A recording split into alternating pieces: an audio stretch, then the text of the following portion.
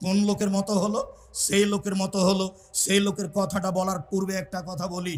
আল্লাহ রাসূল বলছেন, পৃথিবীর মানুষ মনে রেখো, আমার উম্মাত মিশে যাবে ইহুদি খ্রিস্টানদের সাথে।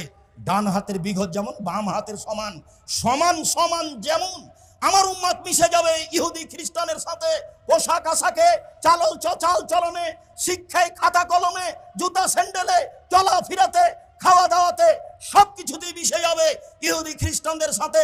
ডান পায়ের জুতা যেমন বাম পায়ের সমান, বাম পায়ের জুতা যেমন ডান পায়ের সমান, সমান সমান মিশে যাবে আমার উম্মাত ইহুদি খ্রিস্টানদের সাথে, একেবারে হুবাহু মিশে যাবে। এইটুকু বলার পরে তিনি ভাষাগত নিচে নামতে লাগলেন। নামতে নামতে বলছেন, পৃথিবীর মানুষ মনে রেখো, ইহুদি খ্রিস্টান যদি মায়ের সাথে জেনা করে থাকে, আমার উম্মাত মায়ের সাথে জেনা করবে।